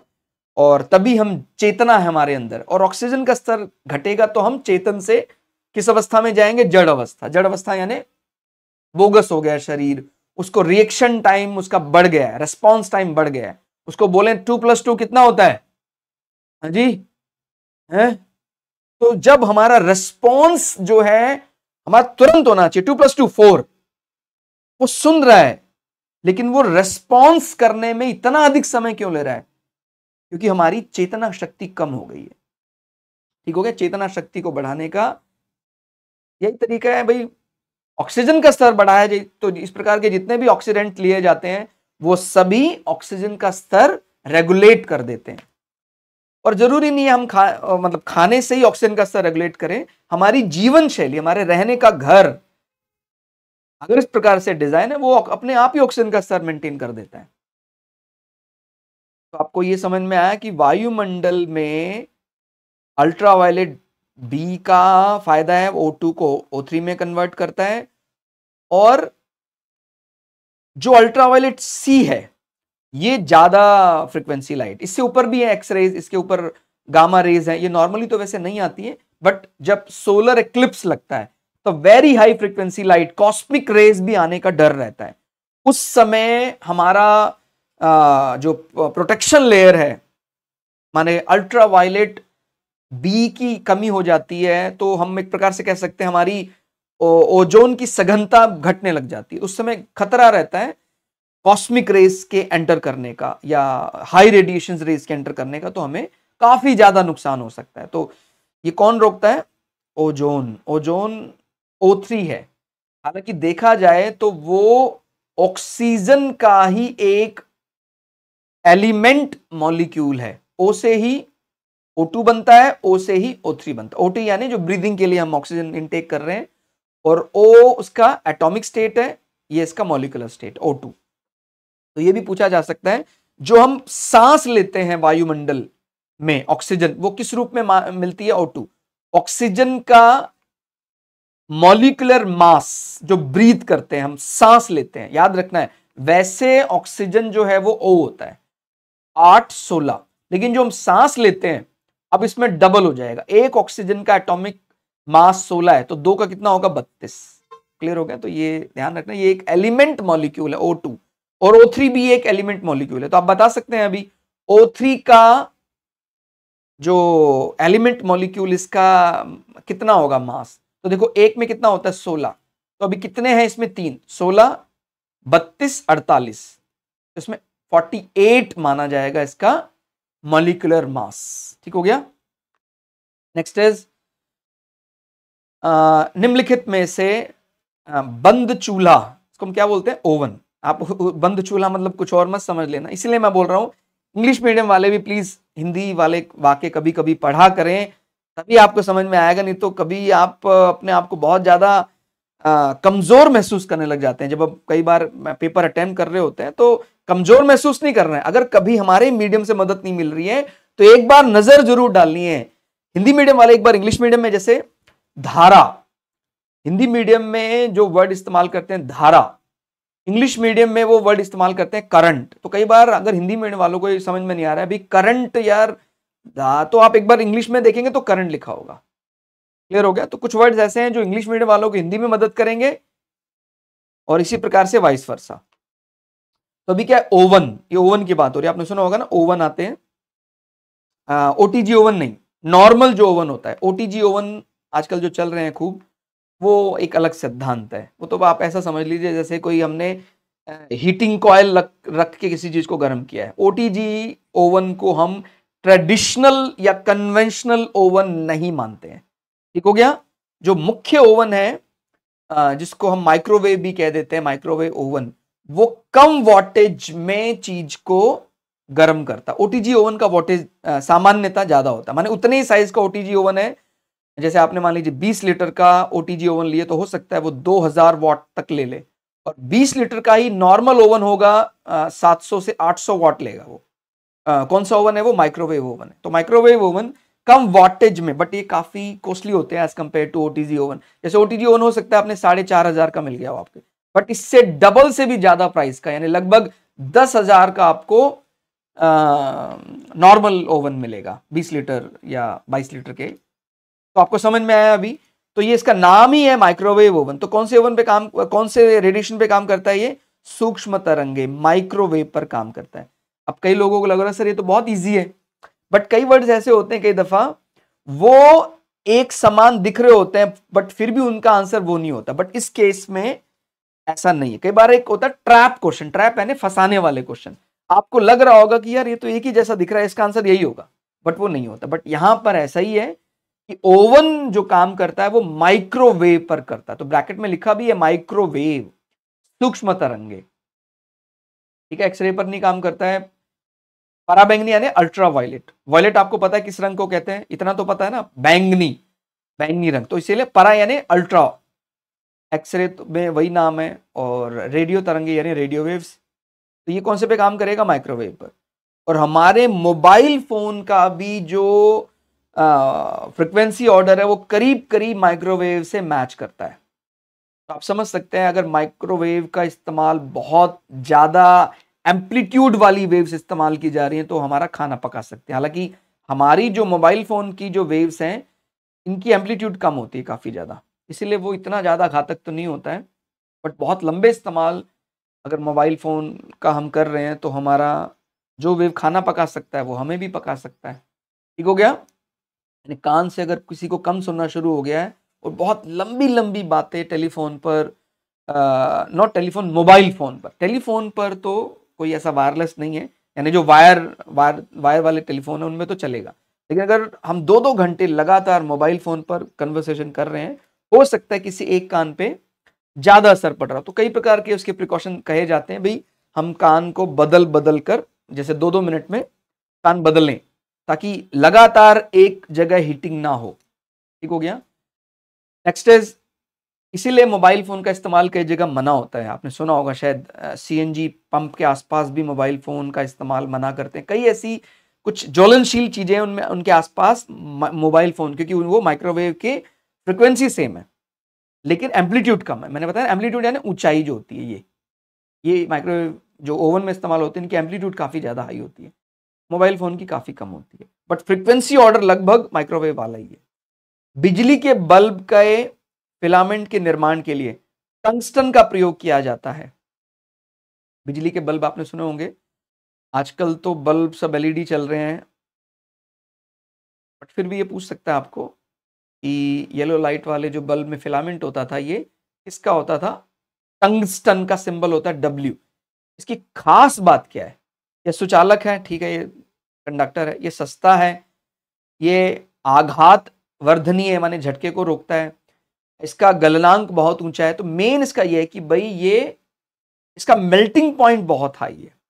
अगर कभी ऑप्शन में 2 हो तो high resistance and high melting point, बहुत ज्यादा इसका प्रतिरोध है, यानी रोकेगा करंट को, इसीलिए वो गर्म होकर लाल हो जाएगा, और गर्म होकर लाल हो जाएगा उसके बाद भी पिघलेगा नहीं। तो सबसे बड़ी विशेषता इन ऑप्शन में क्या है?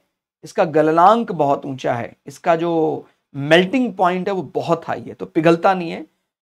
कभी टंगस्टन की बजाय बल्ब में, जब थॉमस एल्वा एडिसन ने बल्ब की खोज की थी, उस समय बल्ब में जो फिलामेंट इस्तेमाल करते थे वो प्लैटिनम का इस्तेमाल करते थे, प्लैटिनम।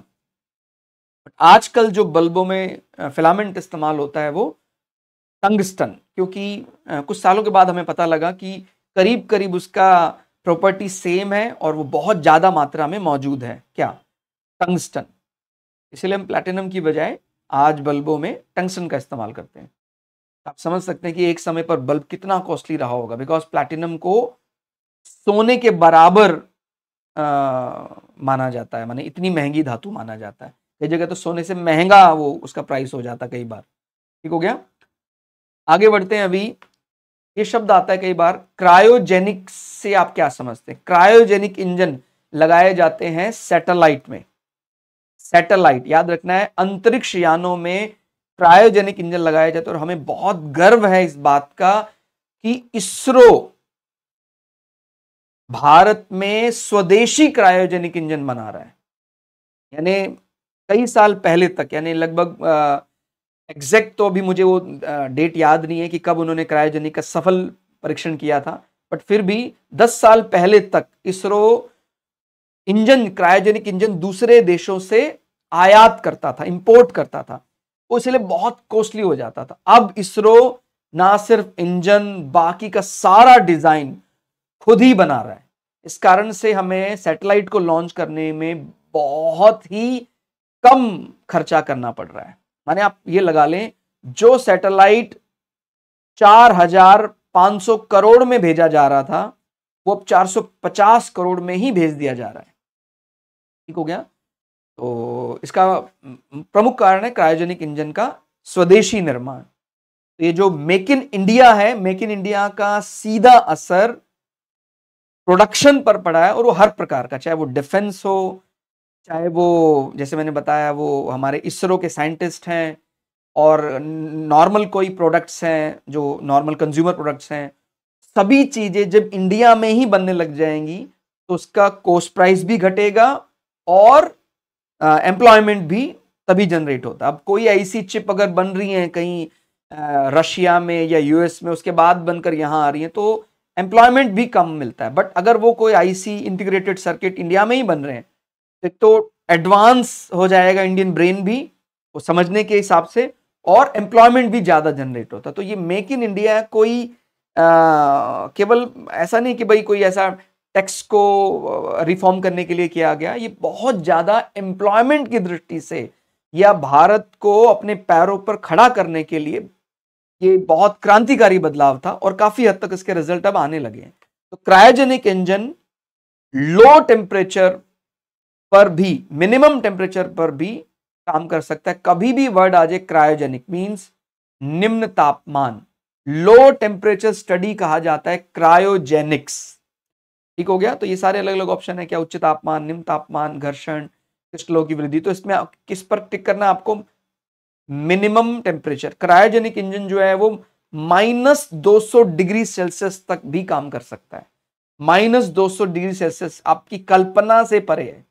-200 डिग्री सेल्सियस मतलब आप इसको कैसे समझें कि आप फ्रीजर तो जानते ही हैं 0 डिग्री के नीचे बर्फ जमा देता है, माने वही -5 -6 डिग्री के आसपास उसका टेम्परेचर रहता होगा।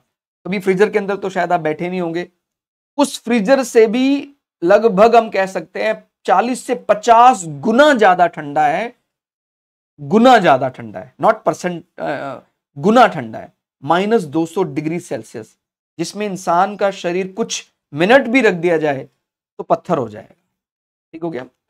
तो माने प्राण तो निकल ही जाते हैं, प्राण तो हमारे -50-60 में भी यदि खुले में हमारा हाथ थोड़ी देर के लिए भी -40-50 डिग्री पे रह जाए तो अंग फिर वो बेकार हो जाता है। जैसे बहुत ज्यादा गर्म चीज को छूते ही हमारा हाथ बेकार हो जाता है। भाई अगर किसी चीज का तापमान 2500 डिग्री सेल्सियस है और मैंने उस पर हाथ रख दिया, एक बार टच भी करा है तो अंग बेकार हो गया फिर। ठीक हो गया। इसी प्रकार से बहुत ही कम टेम्परेचर है, उस पर हमने 10 सेकंड के लिए हाथ रख दिया, अंग बेकार हो गया। तो वो ध्यान रखना। क्रायोजेनिक स्टडी, खतरे के सिग्नल प्राय लाल होते हैं क्योंकि लाल प्रकाश, खतरे का निशान लाल क्यों होता है? तो ये दिल का नहीं दिमाग का विषय है। कहता जी क्योंकि लाल रंग मेरे दिल के बहुत नजदीक है इसीलिए उसके खतरे के निशान में उसका इस्तेमाल करते हैं। यहाँ दिल का कोई हिसाब नहीं है, यहाँ तो पूरी तरह से लॉजिकल ब्रेन वाली बात है कि लाल रंग की स्कैटरिंग कम होती है, लाल रंग का बिखराव कम होता है, सबसे कम चमकना का विचलन कम होता है। का आंख के लिए शुक्र है। देखो विचलन, विचलन का मतलब होता है अपने मार्ग से भटकना, और इसका अगर इसका लॉजिक कहें क्या मतलब इसका रीजन क्या है विचलन कम क्यों होता है? क्योंकि उसकी स्कैटरिंग माने उसकी वेवलेंथ, याद रखना है रेड लाइट की वेवलेंथ ज्यादा होती है, जिसकी वेवलेंथ ज्यादा होती है उसकी स्कैटरिंग कम होती है। इसलिए खतरे के निशान में लाल रंग का इस्तेमाल इंडिया में नहीं विश्व में हर जगह। ठीक हो गया। अब आपने सुना होगा जैसे डॉक्टरों का जो निशान होता है रेड क्रॉस, तो देखा होगा आपने। अब ये चाहे इंडिया के डॉक्टर हो चाहे वो अब कहीं और के डॉक्टर हो, वो रेड क्रॉस का इस्तेमाल करते हैं। ये रेड क्रॉस हालांकि किस देश के झंडे से लिया गया है? स्विट्जरलैंड के झंडे से लिया गया है। कभी ऐसा कोई क्वेश्चन आ जाए डॉक्टरों का जो लाल निशान है ये कौन से देश के झंडे से लिया गया है? स्विट्जरलैंड, क्योंकि स्विट्जरलैंड से ही एक माने एक इरा चला था कि फर्स्ट एड देने की, जो आपने सुना होगा the lady with the lamp, Nightingale एक महिला थी, अच्छे संपन्न परिवार से थी, और वॉर के समय यदि कोई भी पक्ष घायल हो जाता था उस पक्ष को बिना किसी सरकारी मदद के वो अपने आप अपने खर्चे में मदद देने पहुंच जाती थी। उन महिला का नाम था नाइटिंगेल अपने ग्रुप के साथ।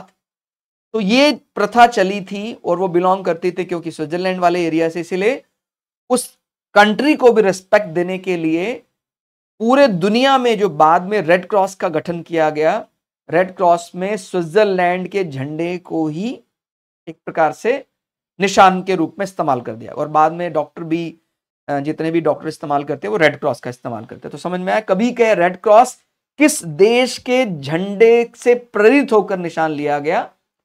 स्विट्जरलैंड के झंडे से प्रेरित होकर। तो ऐसा ही झंडा है स्विट्जरलैंड का। और अब इसमें तो लाल रंग की बात आपको समझ में आ गई। लाल रंग भारत ही नहीं विश्व के सभी देशों में अगर हमें वाहन को रोकना है, खतरे का निशान है, तो लाल रंग का इस्तेमाल किया जाता है। दूर से साफ नजर आ जाता है क्योंकि उसकी स्कैटरिंग मिनिमम है। स्कैटरिंग मिनिमम होगी तो विजिबिलिटी मैक्सिमम होगी। एक साधारण सूक्ष्मदर्शी, एक सिंपल माइक्रोस्कोप, माइक्रोस्कोप का नाम से ही क्लियर है, छोटी चीजों को बड़ा करके देखने के लिए। तो जो छोटे को बड़ा कर सकता है उसकी खास बात क्या है? ऑप्शन, कम फोकल वाला उत्तल लेंस, लंबे फोकल वाला उत्तल लेंस, कम फोकल वाला अवतल लेंस, लंबे फोकल वाला अवतल लेंस।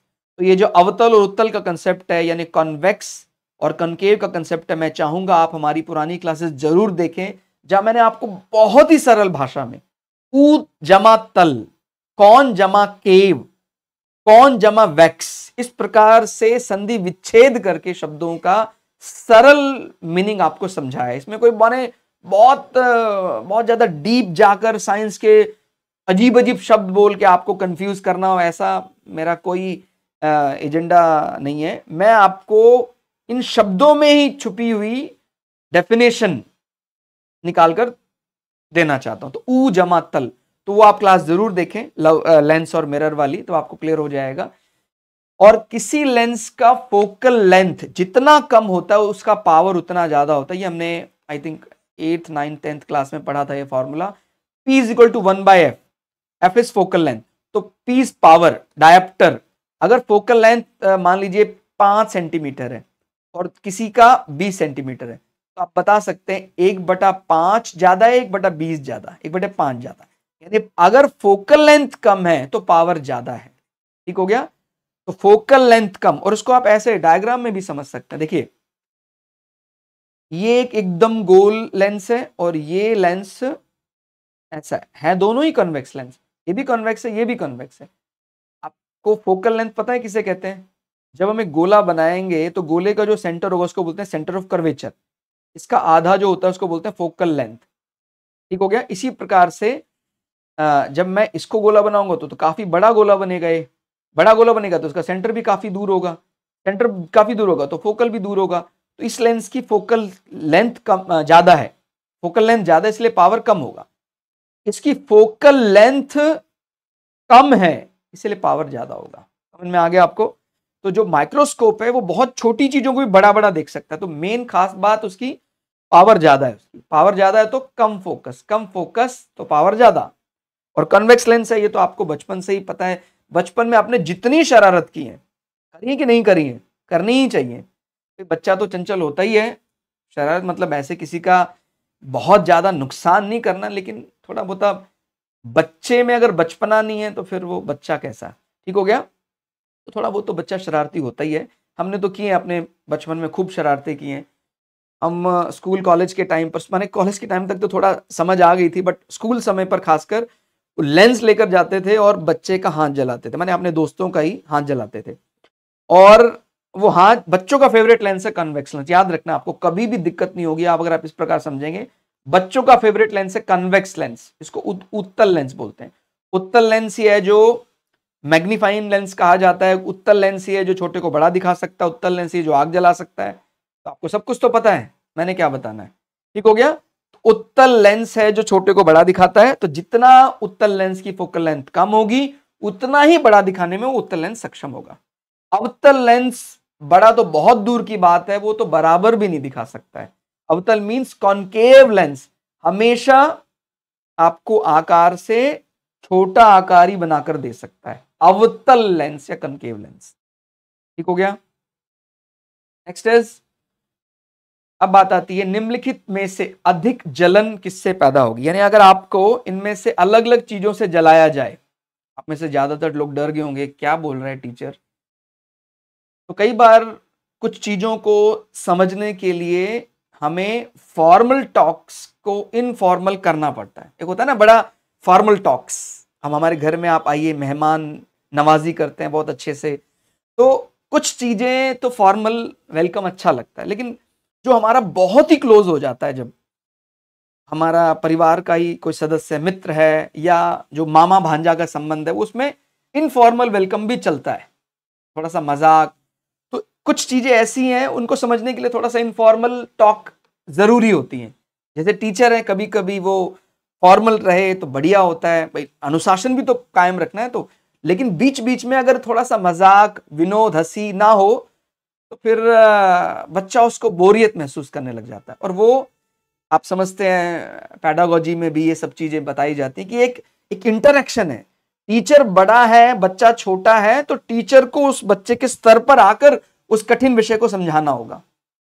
स्टडी यदि कुनैन है, यानी स्टडी एक कड़वी दवा है, तो टीचर को उस पर शुगर कोट करना होगा, उस पर चीनी लगानी होगी, ताकि बच्चा उसको स्वाद साथ में खा ले और वो कुनैन जो दवाई है वो अंदर भी चली जाए।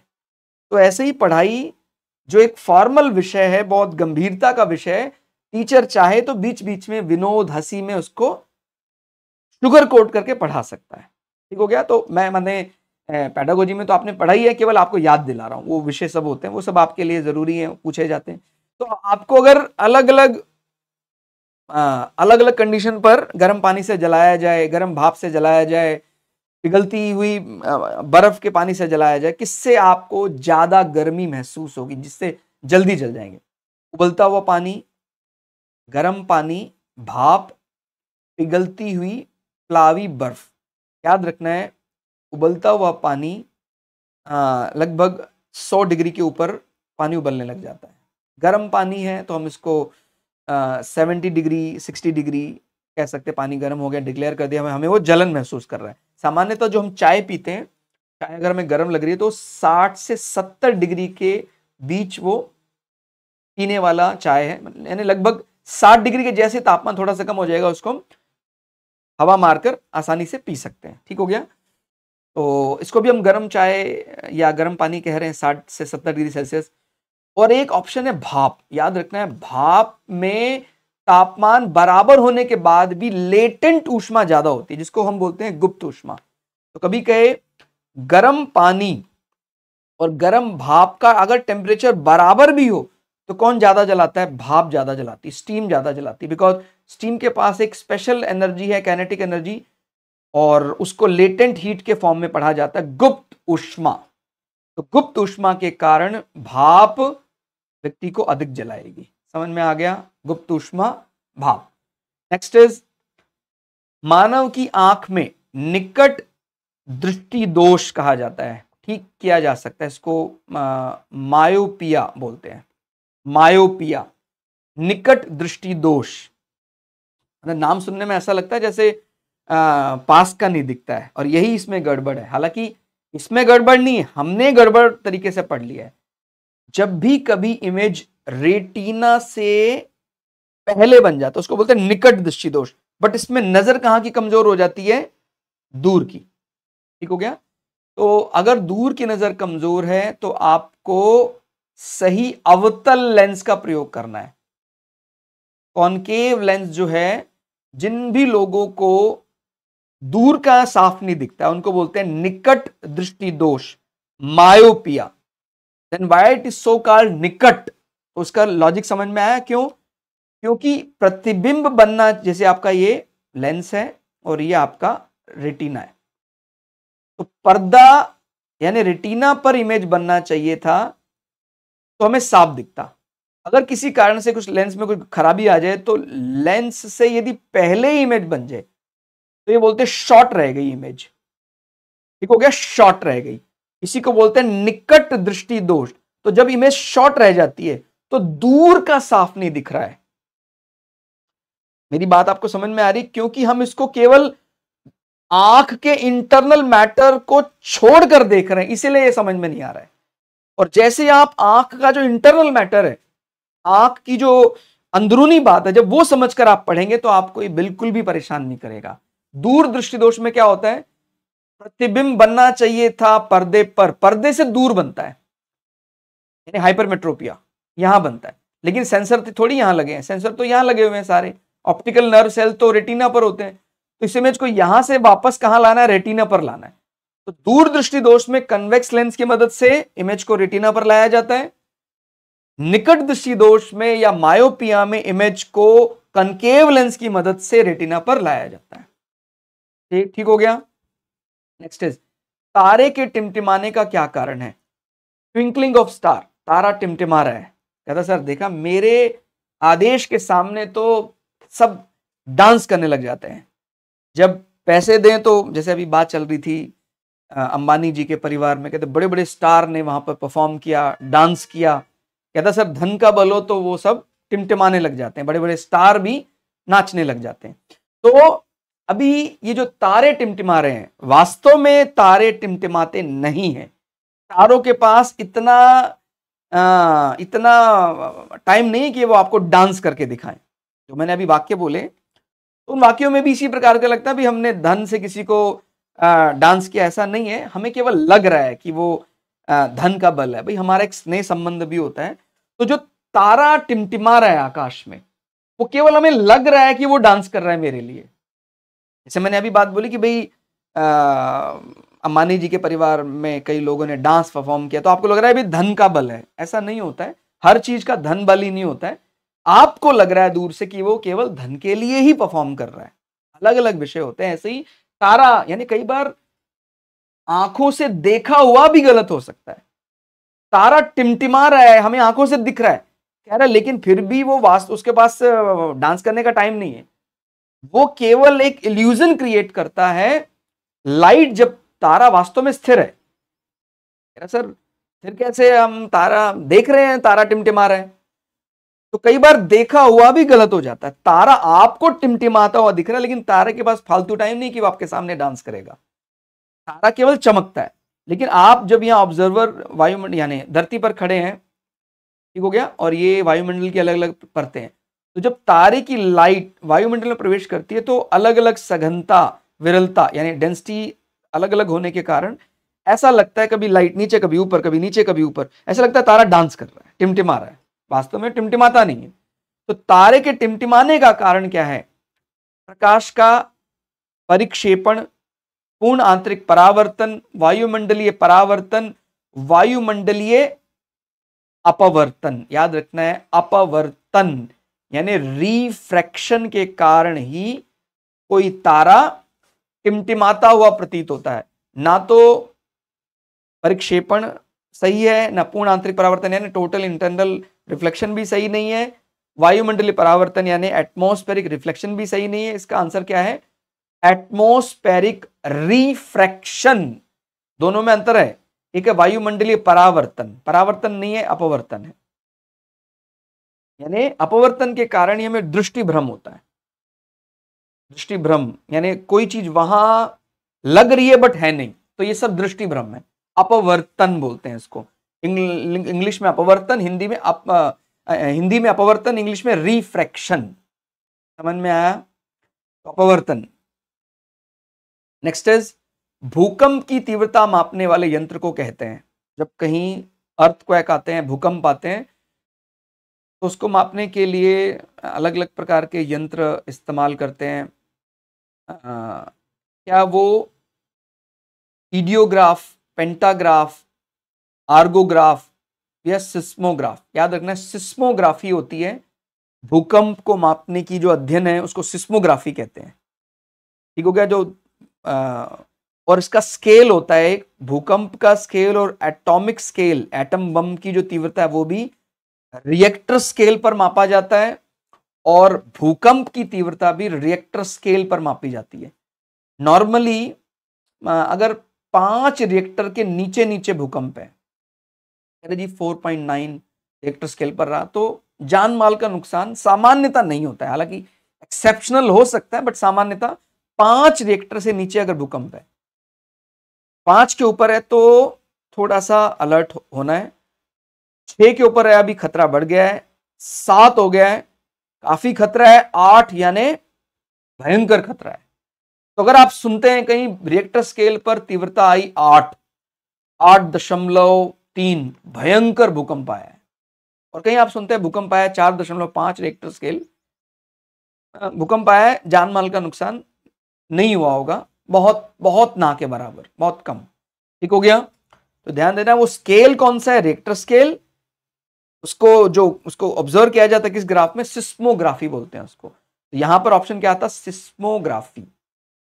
नेक्स्ट इज, श्वेत प्रकाश को भिन्न भिन्न रंगों में विभक्त करने के लिए निम्नलिखित में से किसका प्रयोग किया जाता है? व्हाइट लाइट को 7 लाइट में डिवाइड करने के लिए आप जो इंस्ट्रूमेंट इस्तेमाल कर रहे हैं उसका नाम क्या है? प्रिज्म। और आपको ये बात मैंने पहले भी बताई थी, ये ऑर्डर नीचे हमेशा वॉयलेट, ऊपर हमेशा रेड, इसी प्रकार से व्हाइट लाइट को डिवाइड करना है। यानी वॉयलेट के बाद जैसे इंडिगो, ब्लू और ग्रीन, और माने वी के बाद आई, बी, ग्रीन, येलो, ऑरेंज, फिर रेड। तो ये 7 रंगों में ऐसा विभक्त हो जाता है। किस डिवाइस से विभक्त हो रहा है? प्रिज्म से। आपको एक बात और याद रखनी है, इंद्रधनुष कभी भी दिखेगा आपको तो बाहर कौन सा रंग होगा? लाल, अंदर कौन सा होगा? बैंगनी। अब ये बात मैंने बताई है और एकदम से काउंटर क्वेश्चन, नहीं सर गलत है सर, मैंने हमारे एरिया में रेनबो देखा था, उसमें बाहर जो है वो वॉयलेट कलर था। तो आप मेरी बात पूरी सुने, जब भी इंद्रधनुष एक बनता है, 90% से ज्यादा केसेस में रेनबो आकाश में बनेगा एक, और बैक टू बैक यदि एक के बाद एक और बन गया है तो उसको बोलते हैं सेकेंडरी रेनबो। सेकेंडरी रेनबो में कलर ऑर्डर रिवर्स हो जाता है, यानी अंदर आ जाएगा। भाई नॉर्मली क्या होता है, अंदर माने नीचे कौन सा कलर होता है? वॉयलेट, बाहर रेड। अब यहां पर अंदर आ जाएगा रेड, बाहर आ जाएगा वॉयलेट। समझ में आ गया आपको? तो सेकेंडरी रेनबो कभी भी आपको याद रखना है, रिफ्रैक्शन यदि 2 बार होने की संभावना है तो चीजें उल्टी काम करने लग जाती हैं। जैसे कन्वेक्स लेंस है, कन्वेक्स लेंस सामान्यतः चीजों को बड़ा करता है, मैग्नीफाइंग लेंस की तरह काम करता है, लेकिन कॉन्वेक्स लेंस पानी के अंदर उल्टा काम करता है, क्योंकि पानी के अंदर एक प्रकार से कह सकते हैं रिफ्रैक्शन 2 बार हो रहा है। तो पानी में डूबा हुआ कन्वेक्स लेंस कनकेव लेंस की तरह काम करेगा, और पानी में डूबा हुआ कनकेव लेंस कन्वेक्स लेंस की तरह काम करेगा। पानी में डूबे हुए लेंस उल्टे काम करते हैं, ठीक है। इसी प्रकार से बैक टू बैक यदि कभी 2 इंद्रधनुष बन जाए तो कलर ऑर्डर रिवर्स, उल्टा हो जाएगा। आगे बढ़ते हैं, कहां पहुंचे? क्वेश्चन, हाँ तो इसका आंसर प्रिज्म। हाँ 21 पराबैंगनी किरणों में ऊर्जा किसकी अपेक्षा अधिक होती है? माने इनमें से कौन सी लाइट ऐसी है जिन जो लाइट अल्ट्रावायलेट से कम है, या अल्ट्रावायलेट की एनर्जी जिससे ज्यादा है? अल्ट्रावायलेट जिसको हिंदी में बोलते हैं पराबैंगनी। पहला ऑप्शन है अवरक्त किरणें, अवरक्त को हिंदी में अवरक्त है इंग्लिश में आईआर वेव्स, इंफ्रारेड, गामा तो आपको पता है गामा रेडिएशन, एक्स, और अंतरिक्ष किरणों को हम कॉस्मिक रेज भी कह देते हैं। तो ये बाकी की जितनी किरणें बताई, कॉस्मिक, एक्सरेज, गामा, ये सब पराबैंगनी से ज्यादा लाइट रखती हैं, ज्यादा खतरनाक है। और जो अवरक्त किरणें हैं, इंफ्रारेड लाइट है, इनकी लाइट पराबैंगनी से कम है। तो ये अलग ऑप्शन है, यानी ये सारे ही अल्ट्रावायलेट से ज्यादा थे, लेकिन एक ही ऑप्शन ऐसा है जिसकी एनर्जी अल्ट्रावायलेट से कम है। वो क्या है? अवरक्त प्रकाश। ज्यादातर हमारे रिमोट कंट्रोल, ध्यान रखना, रिमोट कंट्रोल आईआर लाइट पर काम करते हैं, इंफ्रारेड लाइट पर काम करते हैं। इंफ्रारेड ही लाइट है वो जो ग्रीन हाउस लाइट मानी जाती है। ये ग्रीन हाउस इफेक्ट को बढ़ावा देने वाली लाइट कौन सी है? इंफ्रारेड। अब इसमें भी कई लोग कह रहे होंगे नहीं सर हमने तो पढ़ा है अल्ट्रावायलेट। याद रखना अल्ट्रावायलेट केवल अगर ओजोन लेयर हमारा काम नहीं कर रहा है तो अंदर आ जाएगी, लेकिन वायुमंडल को गर्म करने का काम अनावश्यक जो कर रही है लाइट, उसका नाम क्या है? इंफ्रारेड। ठीक हो गया? इंफ्रारेड लाइट है जो ग्रीन हाउस इफेक्ट को बढ़ावा देती है।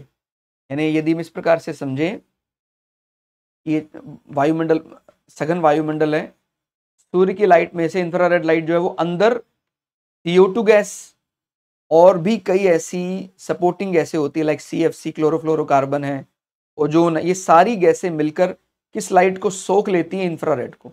और सूरज के जाने के बाद भी, यानी सनसेट होने के बाद भी, वो इंफ्रारेड वायुमंडल में मौजूद रहती है और वायुमंडल को गर्म करती रहती है। ठीक हो गया? तो ये इंफ्रारेड लाइट है जो वायुमंडल को अनावश्यक गर्म कर रही है। नेक्स्ट इज पवन की गति को मापने वाला उपकरण, speed of air, altimeter, anemometer, chronometer, डीजोमीटर। ध्यान रखना है, अल्टीमीटर तो ऊंचाई मापने के लिए इस्तेमाल होता है, और क्रोनोमीटर भी एक प्रकार की वॉच कह सकते हैं आप, घड़ी है जो ग्रीनविच मेरिडियन टाइम बताती है। कई दफा हम इसको अलग अलग प्रेशर, टेम्परेचर पर एक ही टाइम देने के लिए कोई नाविक वगैरह अपने पास रखते हैं, उसको क्रोनोमीटर कहा जाता है, जो ग्रीनविच मेरिडियन टाइम के साथ मैच की हुई है। और डीजोमीटर एक प्रकार का कह सकते हैं जो x alpha beta gamma rays को कितना वो रेडिएशन छोड़ रहा है उसको मापने के लिए काम आता है। अभी इसका आंसर क्या है? पवन। तो पवन एनेमोमीटर, आपने देखा ना गोल गोल ऐसा घूमने जैसा कुछ यंत्र कभी देखा हो आपने? हवा चलती है तो ये ऐसा ऊपर बना देते हैं, इस प्रकार ऐसे हवा चलती है तो जैसे हवा टकराएगी तो ये गोल गोल घूमेगा, ये एनेमोमीटर है। अल्टीमीटर ऊंचाई मापने के लिए इस्तेमाल होता है। नेक्स्ट इज गुरुत्वाकर्षण नियम की परिभाषा किसने दी थी? गुरुत्वाकर्षण नियम न्यूटन ने दिया था। आर्किमिडीज ने क्या दिया था? तैरने का सिद्धांत, लॉ ऑफ फ्लोटेशन। गैलीलियो ने क्या दिया था? गैलीलियो ने एक तो दूरबीन की खोज की थी, और गैलीलियो के ने ही जड़त्व का सिद्धांत, लॉ ऑफ इनर्शिया भी दिया था।